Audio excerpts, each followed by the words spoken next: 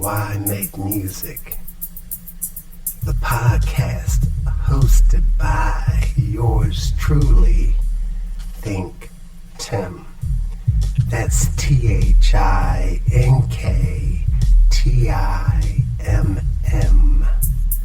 ThinkTimm. Welcome to Why Make Music.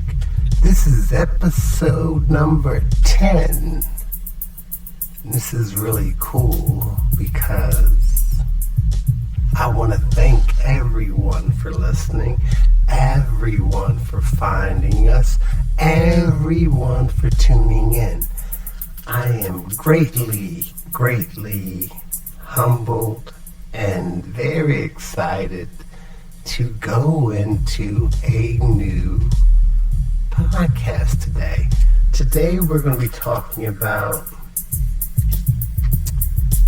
what is sync licensing. That's something very important to me because that's my goal. That is something I am striving for. But before we get into it, let me reintroduce myself to you as I do each and every episode. I'm ThinkTimm. I am a independent musician, producer, creative, a thinker. I don't do this for any financial revenue. I am not signed to any major label. I pay for a distribution deal with United Masters to get my music on streaming platforms so it can be shared with everyone, anyone, everywhere. My goal is to put out as much music as possible, instrumentals, and eventually I'll probably move into some vocal tracks. But right now I am very much so focused on our topic for the day, which is why and what is sync licensing. But before we get into that, let's segue back into the time machine and go back a little bit, and I will tell you an interesting story about how I got started, and something that brings us to the name of the podcast, which is Why Make Music. Once again, I will explain to you the reason why the title is Why Make Music is because I believe that is a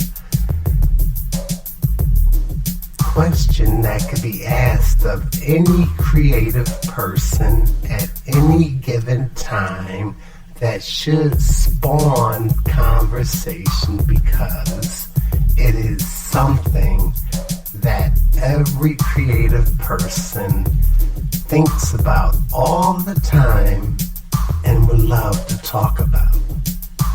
So my thing is, why make music? What was the important jump off in my life that led me to the point that I wanted to be creative? I wanted to share my sound with everyone. So, growing up, I tell you, I had a very strong musical influence, and I strived to be as creative and put out as much stuff as I could. I always really wanted to just be kind of in the background and kind of putting my hands in and finishing touches on what was going around. At one point, I had the opportunity to work as a manager for a up-and-coming, older throwback, a lot of adjectives, a lot of superlatives in that rock group that specialized in sounds that were similar to the late 60s, early 70s. It was a three-piece band, guitar player, bass player, and drummer. And they kind of likened themselves to the Jimi Hendrix Experience.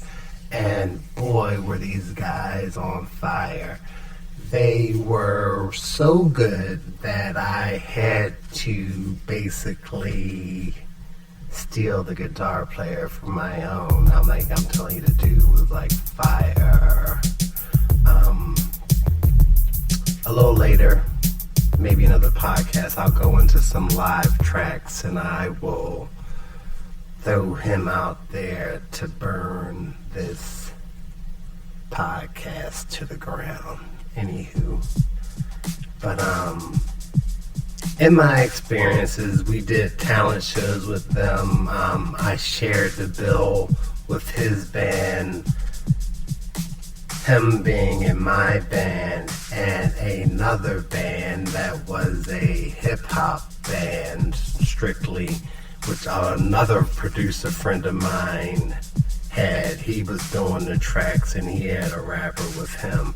But we had good times. So the thing is, what I'm trying to get at is just explaining my background and realizing that you as listeners need to hear about me in order for you to share about yourself. So, once again, I will say, comments in the comment section, hit me up on social media, do what you have to do, get in contact, don't be shy. This is about all of us, this is about music, this is about creativity, this is about building a community that we can bounce ideas off of each other and we can learn from each other. So, without further ado, let's get into the topic of today. Today I am talking to you about something that's very important to me, which is sync licensing. If you don't know what sync licensing is, it's basically every bit of music that you hear in the background of commercials, television, movies, any media that you're listening to. If you listen to podcasts and the person is using music, they have to get permission from the writer, the producer, so forth and so on, in order to use it. Unlike that, I'm responsible for all the sounds that you hear in the background. I put together all the music is mine, so there is no one to pay other than attention to myself. So let's begin by defining what sync licensing is. To provide like a comprehensive explanation of sync license, it refers to the practice of pairing music with visual media, including films, television shows, commercial, and online content. Sync licensing plays a very important broader role in the music industry, emphasizing on the potential to generate revenue and exposure for artists. I think that's more so why I like it, because how many times have you been watching TV or you hear a commercial and there's a song, a catchy song, it's not a popular song, it's not a song that you hear on the radio, but it could be, or you're watching a TV show and there's a song that kind of sounds like what's going on in music right now or what was going on in the past, but it's not made by a major artist. Like if you were to use one of the features on your smart device and you were to look the song up, you'll come across a name that you never heard of, and then you realize like, oh wow, this sounds just like it could be a major artist, but it's not. So these things are what goes into the whole category, the whole sub-life world of sync licensing. The reason why you have this music is because all art forms should be compensated, money paid to the creator who made it. So imagine if they did a commercial and every commercial contained music from the top popular artists, and you had to pay royalties or production credit to these people. The shows, the movie theaters, the movie producers, the movie makers, the commercial makers would technically go broke because they would have to pay this large sum of money out for these big artists.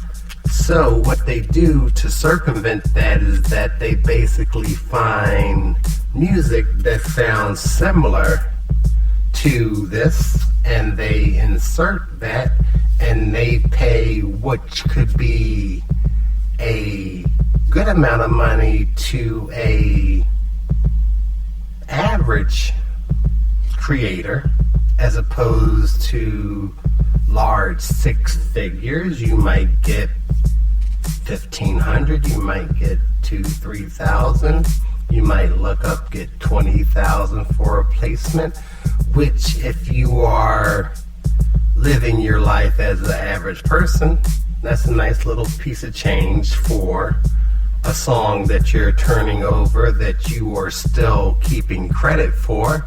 It's a situation where it's a non-exclusive deal that as the writer, producer, you still own the song. You're not selling the song is just getting played.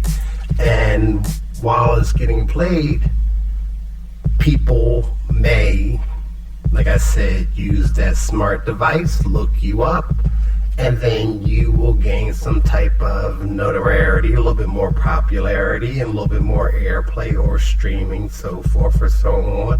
Or better yet, it may open other doors for other commercial placements, and this will be your introduction into a subcategory of advertising, because like I tell you all the time, every week, that basically a lot of music is taken for granted because it's in the background. And even though it's in the background, just like if you are watching the news or you are watching a scene in a movie, this is something that is professionally produced and professionally put together, and these people, we artists, have to get paid by it. So this is like saying, for example, when you go to the movie theater, and if you are a Marvel fan, we have been conditioned to sit through the credits to wait for that extra bonus scene, and you see all the credits rolling up there, and you get to the music section, and there are songs written, produced, arranged by artists that have to be given credit. There are organizations such as BMI, ASCAP that keep track of what's being played, because all the songs are professionally registered to these organizations. So this way, as a creative person, you will get credit. So the thing is that no work should go unpaid. You know, like everyone puts in a day's work and they should receive a day's pay for what they did. So the reason why I got interested in the whole sync licensing scenario was basically, I guess, more or less a means to an end. Every week or so, I flash back to the earlier episode where I gave a bunch of stats about how much music is being put out on a daily basis. The astounding number was something unbelievable, like 120,000 songs a day are being released because there are that many creative people. And nowadays, since we have the technology that we have the ability to upload music constantly onto the streaming platforms and get our music heard. So with that lessens the chances that as an independent artist, without the backing of a strong marketing team, as a independent artist who's recording from their home and not necessarily trying to put a band together or go out and perform or gig for a living, you have to find other avenues to basically create a revenue stream. Now, am I successful in this? I told you before, I am currently making zero doing this, other than pennies from streaming and pennies from YouTube. I have not struck a deal to do anything.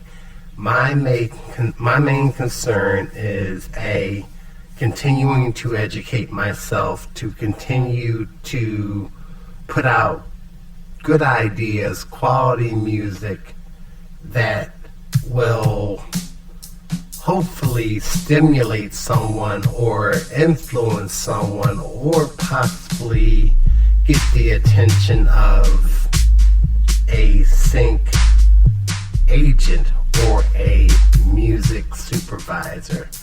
Those are the two important roles when it comes to this whole entire sync licensing thing. I think we need to understand their roles and their responsibilities when it comes to this. To provide like a in-depth overview of the responsibility of a sync agent, they are basically the ones who are the intermediate between the artist and the potential licensing opportunities. So they're like the brokers, the agents to go between the guy in the middle or the girl in the middle, more or less, that they compile what they call music libraries, sync libraries, and they shop them to their clients that are in advertising, commercials, and they try to further the connection, the deals. They basically are that they do the legwork. They get out there, because the thing is that, shockingly, as everything that we realize, the music industry is very, very small.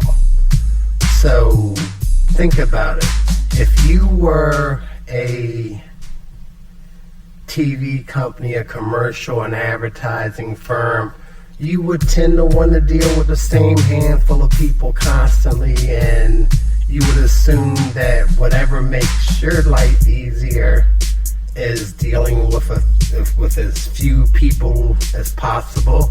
So therefore, once you find someone that's reliable, you go to that person, and hopefully that person will always have somebody on deck, and then that's how the connect is made. Then you have music supervisors. So if you have ever read the credits in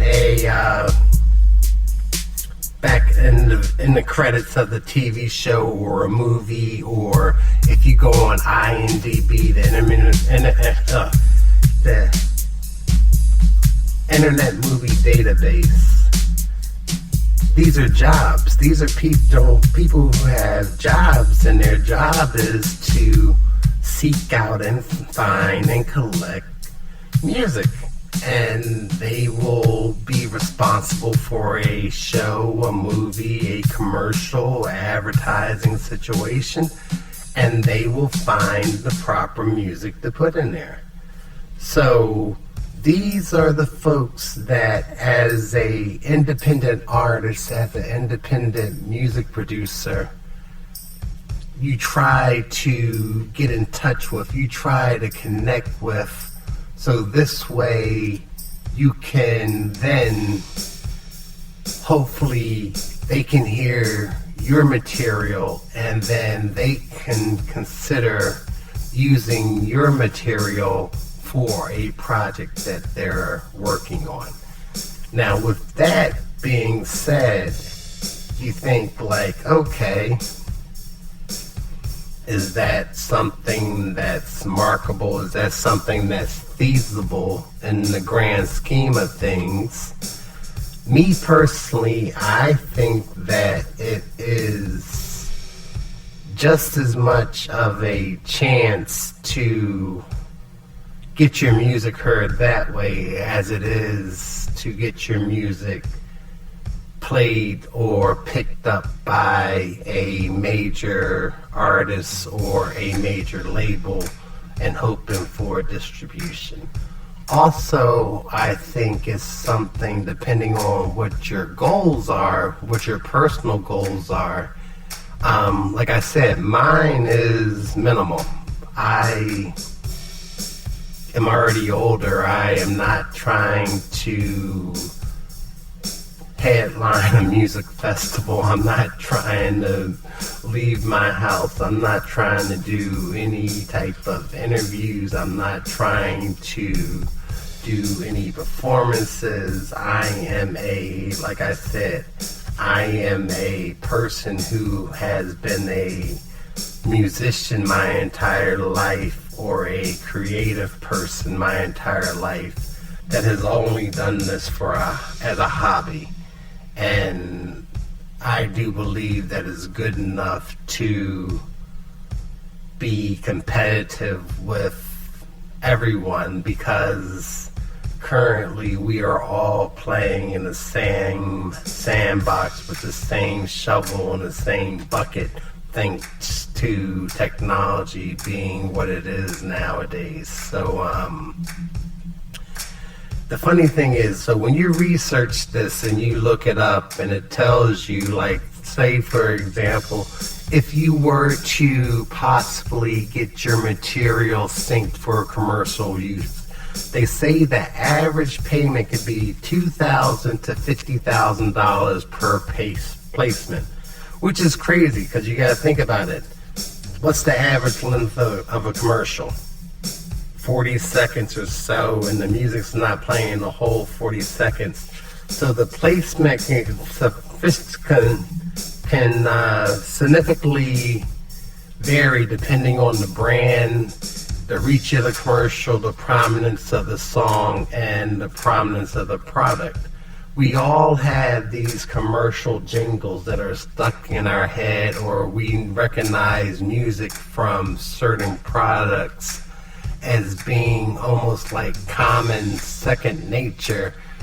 But someone puts together, someone creates this music, and someone picks and decides to use it, and these are the sync agents and the music supervisors that I was speaking of. National commercials can generally pay higher fees based upon local and their regional spots. High profile campaigns, especially if you have like a well-known song, can actually generate fees that exceed $100,000. So this is just commercials. So this segues into my thought pattern when I first realized that this was a thing, was that the first distribution product I put out, which was this basic thing called Demotional. It was a 9-song EP.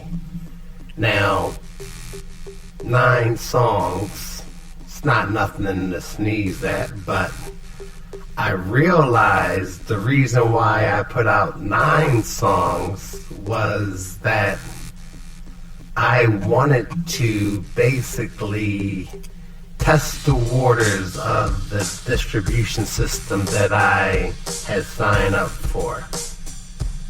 So when I realized that the 9 songs I had only basically allowed me to be eligible for, I guess, if they were to shop or look at, or if someone were to say, so for example, let's get a little further deeper into that. United Masters basically said that they had connections with ESPN and with, I guess, Xbox Y2K and other marketable plans.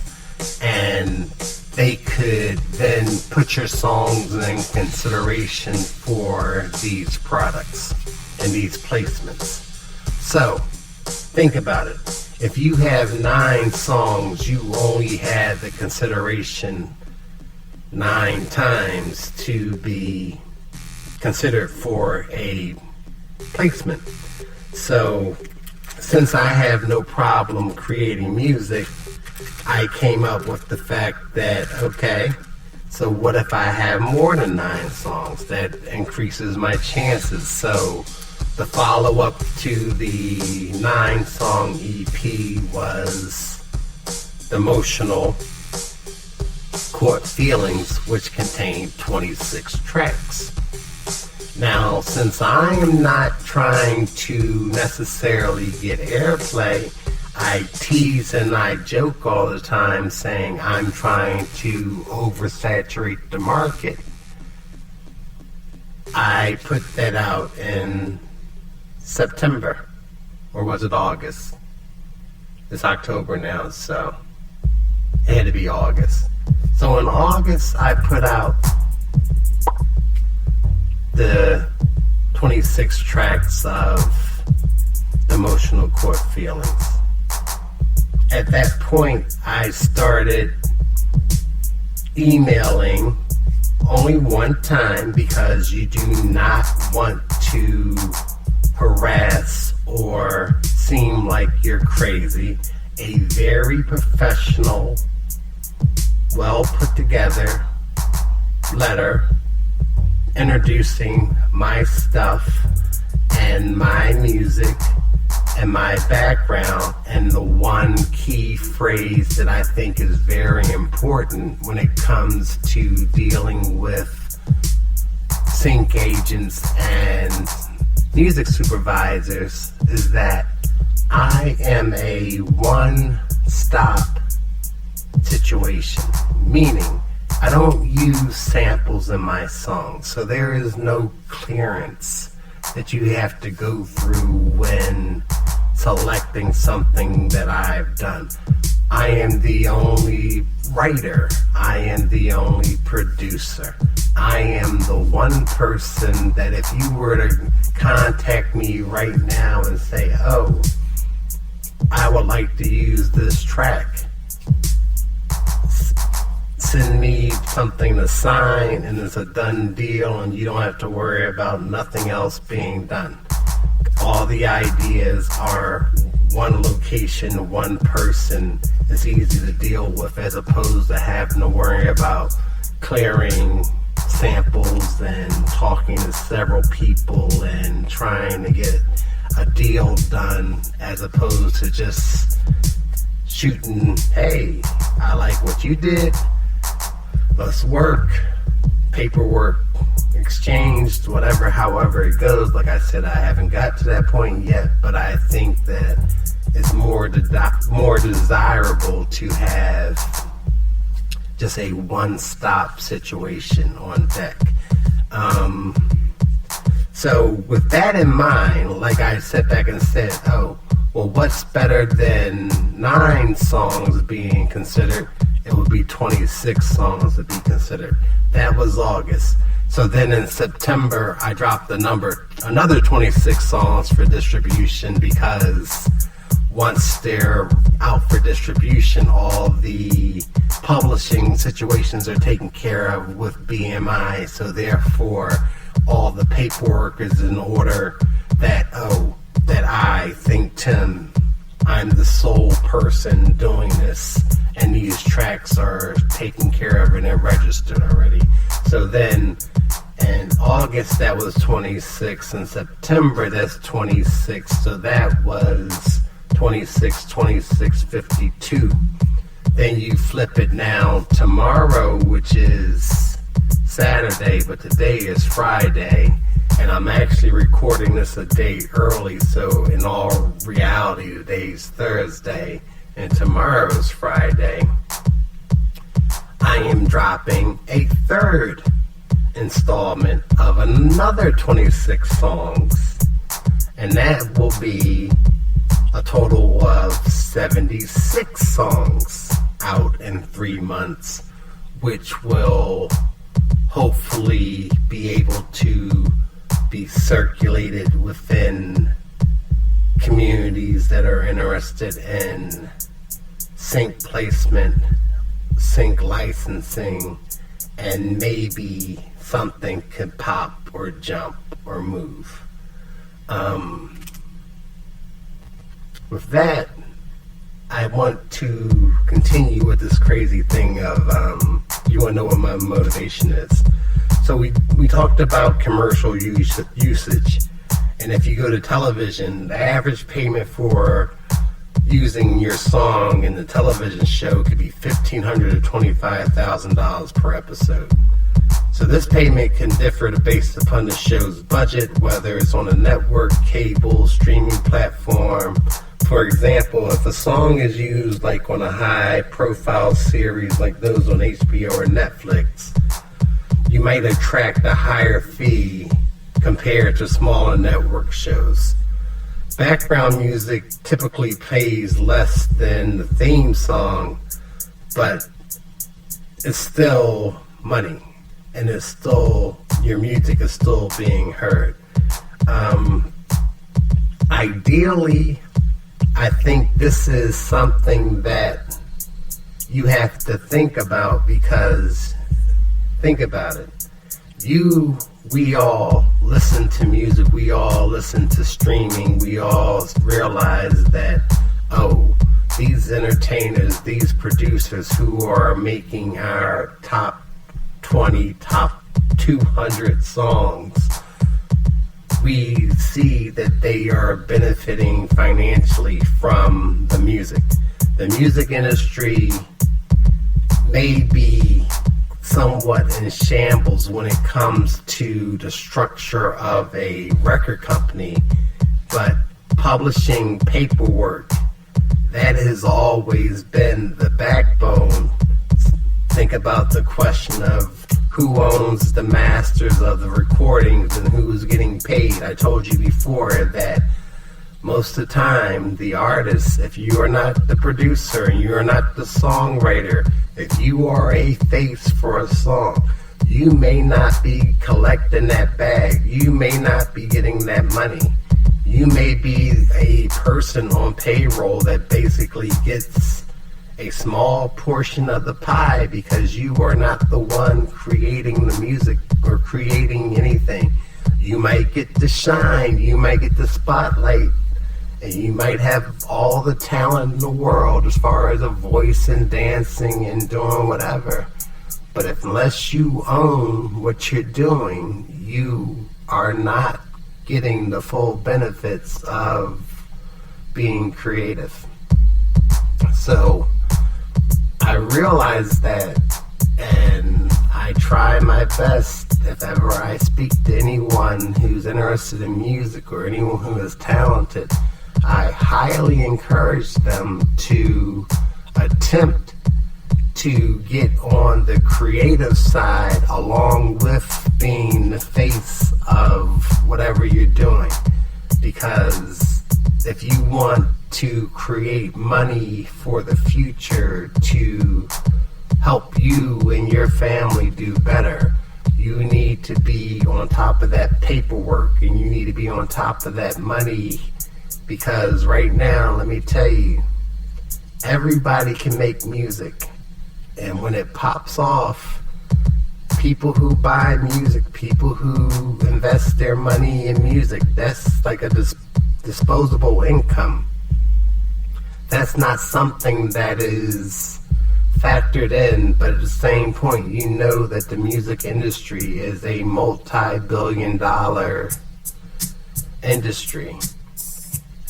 I saw this crazy ad on one of my timelines on one of the social media thing, and they were talking about this thing called black box money. It sounds crazy, but basically what they were talking about was the money that basically doesn't get paid out to anyone because people's paperwork isn't in order. But publishing companies must put this money aside because it's a business, and then at year's end, the money is then redistributed back into the larger record companies or the larger people, the largest business organizations when it comes to music. And that's because sometimes people aren't getting all their cash. Only because sometimes you have a hit and you don't want to, or you have an idea, you have a song, you put it out, but you don't take care of the publishing, you don't take care of the ownership part of it, and somewhere in the world this thing is generating money, and everything, like I said, everything is a business. Everyone must be taken care of. So therefore, if you don't handle your business, you're missing out on money. And if there's a way that I could have money to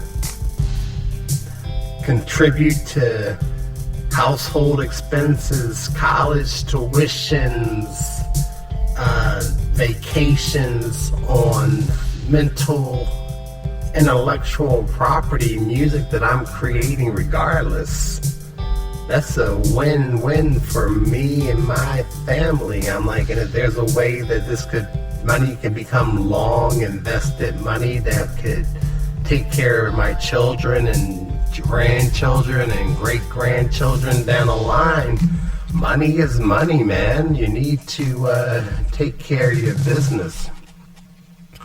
So as we continue to talk about this sync placement, let's move on to movies. And they say that the average payment for movies for background music can be anywhere from $5,000 to $50,000 for background music, and then you can have anything from $10,000 to $250,000 for a feature placement.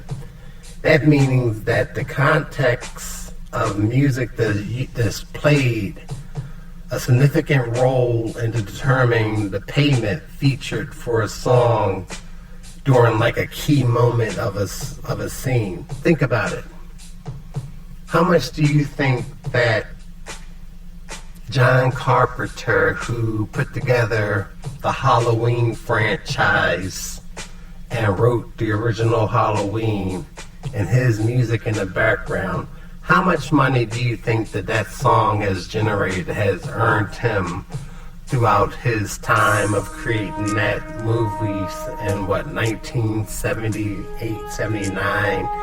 And you have songs, no lyrics, nothing, just a melody and some little piano stabs here and there, and it's engraved in our memories forever, so it's something to think about for all of you independent do-it-yourself musicians out there.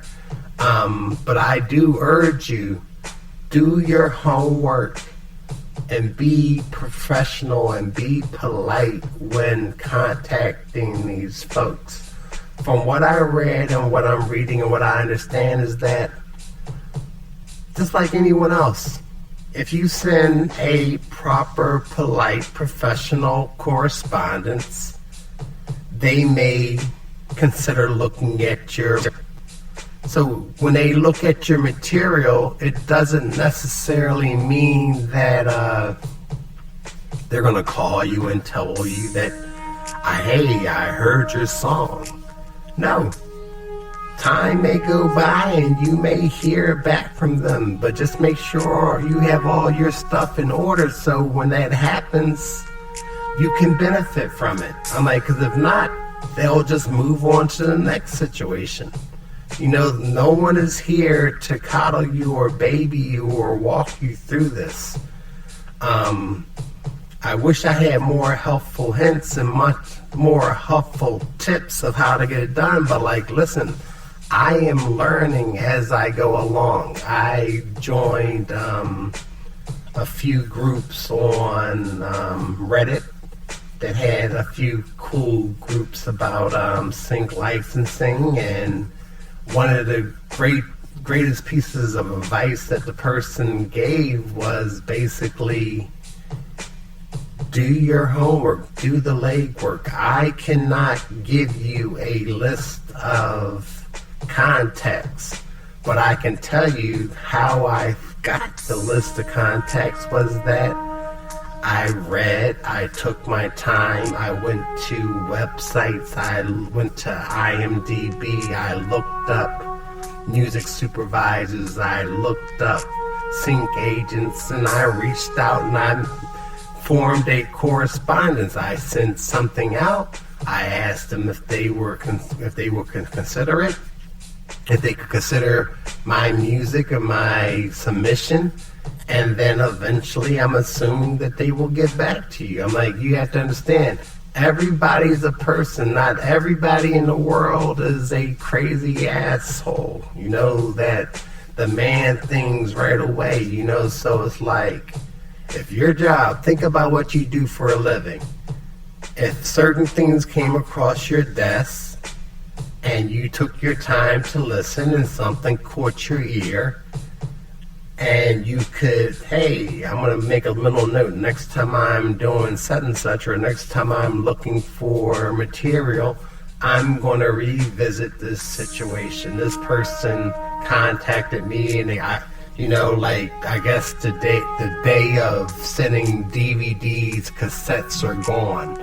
So you send your link, you send a track, for me, I send the link since I'm on streaming platforms and they can go and look at it. Like I said, all my stuff is registered through BMI, and if the time comes, I'm ready.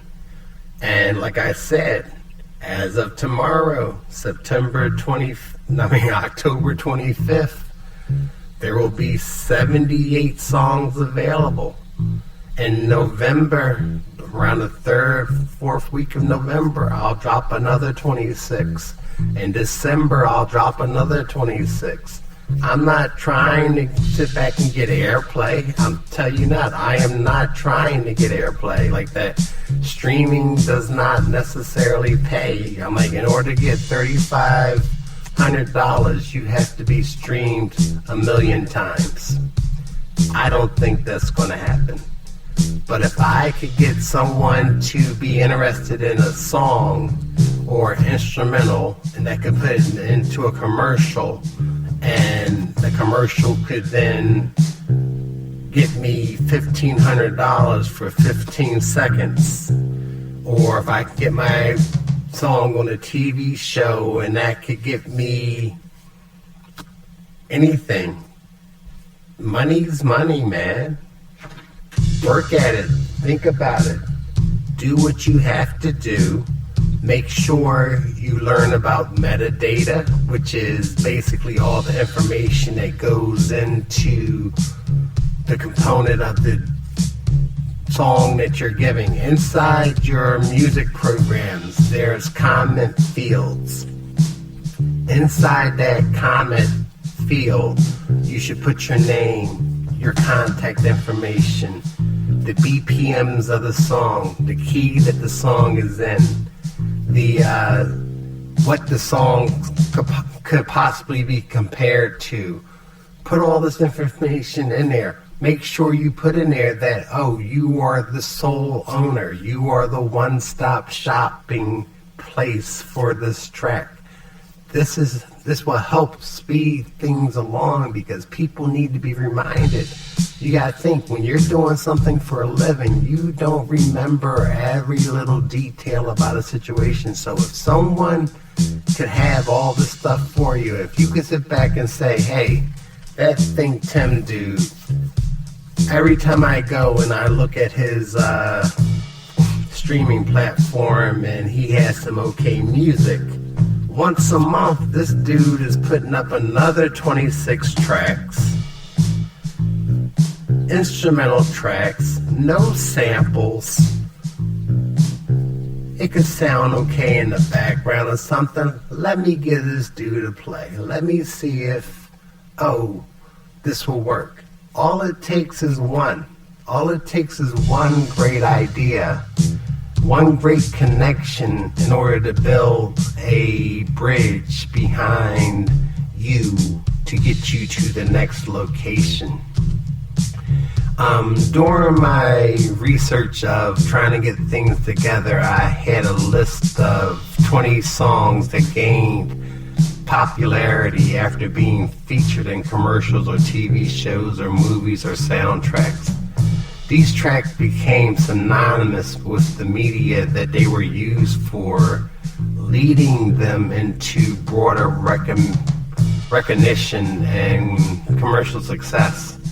Now, some of these songs, of course, we heard because I'm looking at the list here and I'm trying to think, like, who hasn't heard Whitney Houston, I Always Love You from the Bodyguard soundtrack, or Happy from Pharrell for Despicable Me Too. But these were made for movies, or they were picked up, so you know Dolly Parton got the bank for I Always Love You because that was a Dolly Parton song before it was a Whitney Houston song.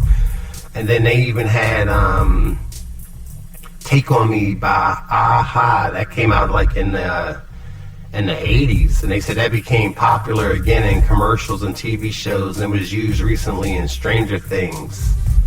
And then it's like Somebody That I Used to Know was used in the TV shows and commercials. All Star by Smash Mouth was used in Shrek, which blew that up. Uptown Funk, produced by Mark Rosden, featuring Bruno Mars, was used. That was like all over the place. I'm like, I've heard different versions of that. Dreams by Fleetwood Mac. I think that's the joint where the guy be skating on a skateboard. Maybe, is that the one? I don't know. But there's so many songs that have been out there. I Still Feel by Portugal the Man. Oh wow, gained traction after being featured in commercials and TV shows. They even have Royals by Lorde. That was a cool song. And they said that was featured in various commercials, but I think I heard that song before I saw it in the commercials. What's another good one? That Budapest song by George Ezra, featured in commercials. This Is How We Do, Montel Jordan, Now that song came out in the 90s, so for that song to still be around killing it is great. Ocean Eyes by Billie Eilish featured in media commercials. The storyline behind that song is so crazy. If ever you get a chance, go online and look up her brother Phineas, who wrote the song. He actually said he wrote the song for his band first, and they performed it several times. And this is not a famous band. This was a fan band before the song came out, and then eventually he just had his younger sister, who was 15 at the time, sing vocals on the song and put it on YouTube, and next thing you know, the song took off and had a life of its own. And salute to you guys. Home recorder, independent producer, recording on FL Studios, Logic at home. And they record in a very fun, unconditional way of getting vocals done, and they're killing it. I like their stuff. There were some songs that I had never heard before, or people I never heard of. So like if you go online, you look this stuff up, you'll be shocked to find out that a lot of the songs that kind of got the earworm on in your head was basically based upon some commercial songs that were used, and all of a sudden they got stuck in you. I ain't gonna lie to you. Come on. I'm jamming to the Sky Rizzy's song. I'm like, there's like 4 or 5 different versions, an R&B version, a hip-hop version, a country version, and a pop version of it. There's tons of cool music out there. Either between them redoing a song and redoing it to make the song popular again, or taking songs that you never heard before. If I'm not mistaken, I think they said that even though I've been aware of Lizzo for a long time, almost close to 10 years now, but I think she had a song for Grubhub that basically took one of her newer songs and made it popular, that they ended up releasing a single, and then the single did well. And obviously if I say Lizzo, you know who Lizzo is, and there's tons of songs that get played in commercials that weren't meant to be hits. But when I was a kid, there used to be that ketchup commercial for Heinz, and it was the Anticipation song. Now, I know the song existed prior to the ketchup commercial, but I'm aware of the song because of the little kid trying to pour the ketchup out, and the song coming on in the background saying Anticipation. So there's tons of things that we take for granted that you have to realize, and I say this all the time. Every form of media that we consume is a business. Someone is making a choice, a decision to put it out there. When you're on social media, a person is making a decision to post this video, to put this music in the background, to do it. There's cool little editing tools that you can play with and that you can put your stuff out there on. The distribution company that I'm dealing with allows me to bring my music onto these social platforms. If you look up ThinkTimm on your Instagram, your Twitter, or your TikTok or Facebook, it allows you to put my music over top of your stuff. It's crazy. I'm like, it's wonderful. I'm like, this is how you go when you attempt to reach the masses and you try to do your best and you put your stuff out there. This is a lesson that I'm trying to share with all independent people, all independent musicians out there. Realize there are so many avenues for you to travel down to get your music heard, to somehow figure out a way to generate income, to generate revenue, to live your life off of intellectual property.